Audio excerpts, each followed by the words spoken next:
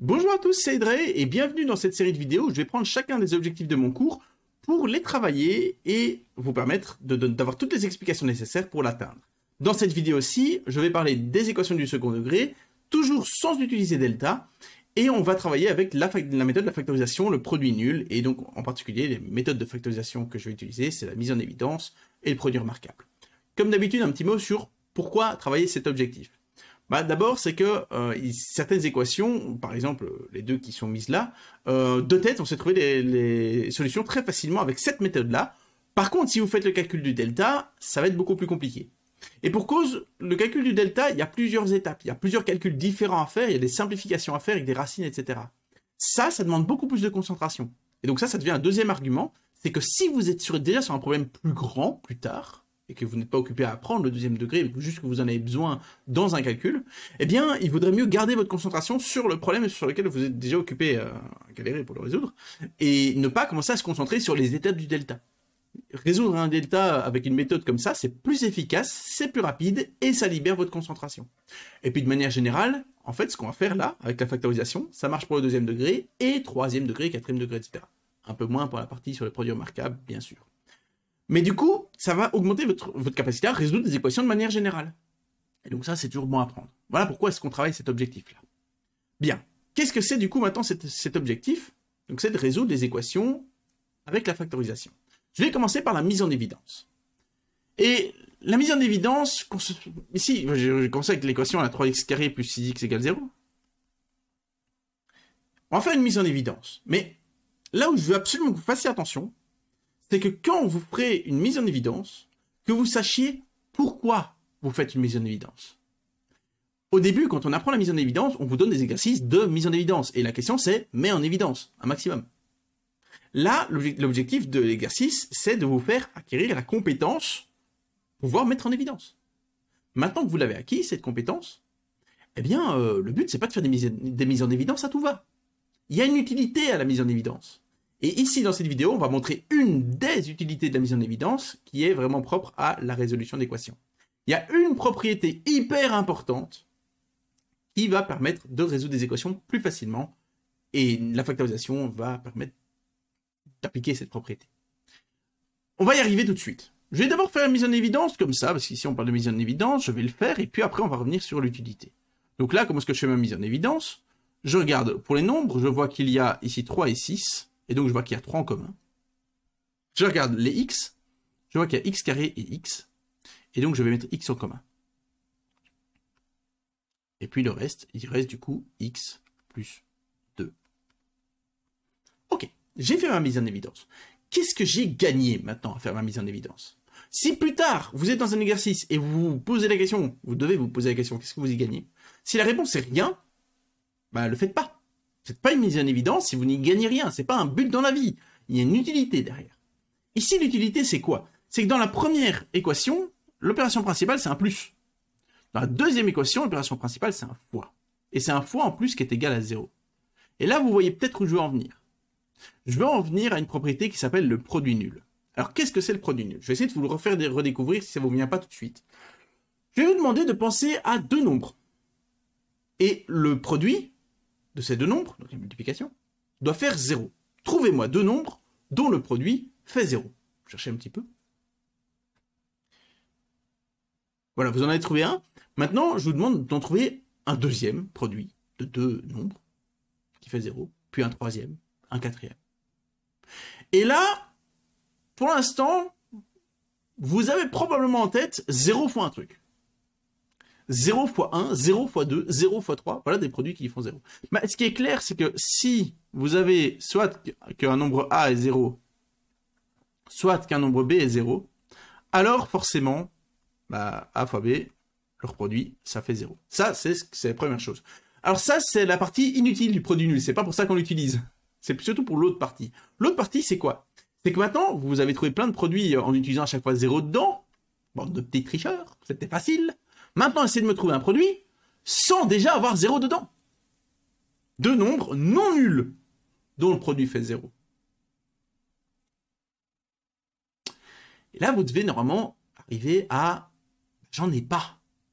Il n'y a pas de produit de deux nombres non nuls tel que le produit est 0. Autrement formulé, la seule manière d'avoir un produit qui est nul, c'est qu'il y avait déjà un 0 dans le produit. C'est ça l'importance du produit nul. En fait, c'est la flèche vers la droite. Si j'ai un produit qui est nul, alors d'office, un des facteurs du produit était déjà nul. C'est ça qu'il veut dire. Et ça, c'est hyper important, parce que ça nous aide dans ce qu'on était occupé à faire il y a quelques instants avec notre équation. Puisque notre équation, on cherchait bien un produit, je veux dire le A là c'était le 3x, le B c'est x plus 2, enfin le produit, les deux facteurs, 3x et x plus 2, leur produit fait 0. Et ce que nous dit le produit nul, c'est que c'est équivalent à ce que soit le premier fait 0, soit le deuxième fait 0. Il n'y a pas d'autre solution. Ce qui veut dire qu'on les a toutes, les solutions. Je vous renvoie à ce que ça veut dire résoudre une équation, c'est trouver toutes les solutions. Là, en faisant ça, on les a toutes, il ne peut pas y en avoir d'autres. Mais du coup, en faisant ça, on retombe sur des équations plus faciles. Et donc ça, on sait résoudre. 3x égale 0, je peux diviser par 3. Et donc j'ai x égale 0. Et x plus 2 égale 0, je peux faire moins 2 à gauche à droite. Et j'obtiens x égale moins 2. Et voilà, j'ai trouvé deux solutions. Et je suis sûr qu'il n'y a que ces deux solutions. C'est ça l'utilité du produit nul. Alors on va d'abord vérifier les solutions, ce que je vous invite très souvent à faire. Ça veut dire, le faites pas quand c'est trop moche. Ici, moi, dans mes exercices, j'ai mis vérifie quand c'est entière. Entière, c'est pas trop moche, mais il y a quand même des fois des fractions où ça tombe vachement bien, ou une racine, et en fait, il y a juste un carré dessus et ça tombe trop bien. Dans ce cas-là, vérifiez-le. Mais ici, voilà, typiquement, il y a des solutions entières, comme ça, on doit au moins prendre une seconde pour vérifier que 3 fois 0 au carré, je suis là, je suis sur vraiment l'énoncé, là. 3 fois 0 au carré plus 6 fois 0, bah oui, ça fait 0. 3 fois moins 2 au carré, alors 3 fois moins 2 au carré, ça fait 3 fois 4, donc ça fait 12. Plus 6 fois moins 2, 6 fois moins 2, ça fait moins 12. 12 moins 12, ça fait bien 0. Ok, mes deux solutions sont validées. Ça prend quelques secondes de faire les vérifications, et ça sauve des vies, vraiment. Et puis de manière générale, le jour où j'ai un chauffagiste qui vient chez moi pour réparer mon radiateur, et qui ne vérifie pas que le radiateur fonctionne avant de partir, je l'engage plus jamais. Eh bien, vous faites pareil. Vous devez résoudre une équation. Si vous ne vérifiez pas que vous avez bien résolu l'équation avant de partir, je ne vous engage plus non plus. Bon, je ne vous engage pas, mais c'est pas grave. Vous avez compris. Alors, maintenant, la dernière question, c'est quand est-ce que je sais que je vais partir sur une mise en évidence? Eh bien, vous avez vu, ici, il faut que j'ai un x là. Pourquoi? Parce qu'il faut que je puisse mettre en évidence, en fait, du x. Parce que si j'ai, je reprends le même exemple, 3x carré plus 6x plus 1, eh ben là, je ne sais plus rien faire. Je sais plus faire ma mise en évidence. En fait, le 3 x en évidence, je m'en fous un peu. C'est pas le 3 qui m'aide. C'est le x. En fait, c'est se ramener à du premier degré, là et là. C'est se ramener du premier degré qui compte, et donc pouvoir mettre du x en évidence. Et là, quand j'ai trois termes, notamment avec lui qui m'embête, eh bien, je ne sais plus faire la mise en évidence. Donc, je vais faire une mise en évidence dès que je vois une équation avec du x carré et du x, et pas le nombre tout seul. Là, c'est le flash qui me dit panneau mise en évidence immédiatement, et les solutions sont très rapides. Ok? Ça, c'est la première partie.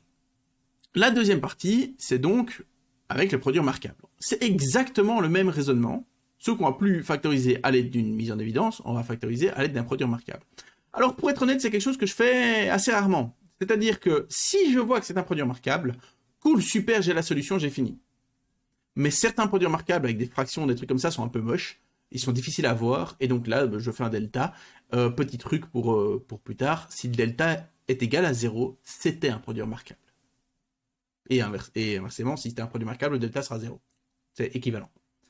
Et donc ici, je regarde mon équation, x carré moins 6x plus 9 égale 0. Et donc je me demande si c'est pas un produit remarquable. C'est la seule manière de gérer quand il y a les trois termes en même temps. Dans une autre vidéo, j'avais fait l'exemple où j'isolais x carré. Cet exemple-là était valable s'il n'y avait pas de x. Il y avait juste du x carré et des nombres tout seuls. S'il n'y avait pas de nombres tout seuls, eh bien alors on se retrouvait dans la mise en évidence juste avant. Et vous ne vous posez pas la question de ce qui se passe s'il n'y a pas de x carré, vous n'êtes pas dans le deuxième degré, vous savez déjà le résoudre. Donc tout va bien. La seule méthode de résolution qu'on peut utiliser quand il y a les trois termes en même temps, à part le delta bien sûr, qui repose d'ailleurs sur ça, c'est un produit remarquable. Le delta en fait c'est un produit remarquable. Mais il faut un peu le traficoter, mais c'est un produit remarquable. Et donc ici je regarde si je peux pas trouver un produit remarquable. Bah oui, en fait là on peut reconnaître que c'est x moins 3 au carré. Je vous rappelle la formule du produit remarquable, hein. A moins b au carré, ça fait a carré moins 2ab plus b carré. Là, on vérifie bien, donc le a carré, bah, il correspond bien à mon x carré, et donc mon a correspond au x. mon b carré correspond à 9, et donc le b correspond à 3, et le signe ici, le moins, ça correspond au moins de la formule.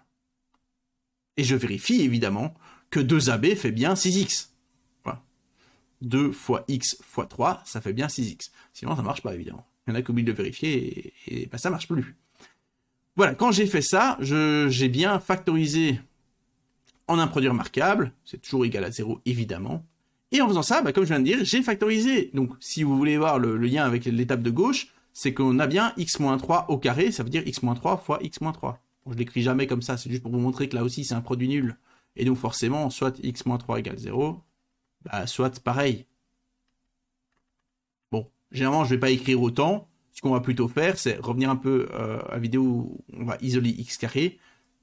Si j'annule le carré là, pour annuler le carré là, je vais appliquer plus ou moins la racine, ce qui fait évidemment 0. Donc ça, autrement formulé, je reviens bien à x-3 égale 0. J'ai oublié toutes les petites équivalences. Voilà. Voilà, je vous ai montré différentes manières de le voir, mais en tout cas, ce qu'on arrive, enfin la réponse à laquelle on arrive au final, c'est que x-3 vaut 0. Et donc x vaut 3. Et donc forcément, quand je regarde l'équation de base, je sais direct, enfin avec un peu d'entraînement bien sûr, mais on sait voir le 3 assez rapidement, puisque c'est x-3 au carré, donc x vaut 3. Voilà pour la méthode de résolution du produit remarquable. On va tester la solution comme toujours. Est-ce qu'on a bien que 3 au carré moins 6 fois 3 plus 9 vaut 0? Ah bon, test 9. 9 plus 9, ça fait 18. 18 moins 18, ça fait 0. Ça marche, super. Ça prend 2 secondes à faire, c'est important à faire. Voilà, mais comme ça, vous savez résoudre toutes les équations sans utiliser... Enfin, toutes les équations. Toutes celles qui peuvent se résoudre très facilement sans utiliser delta, eh bien, c'est déjà du temps gagné. Puis après, on continuera avec le delta dans la suite de mon cours. Bonne journée!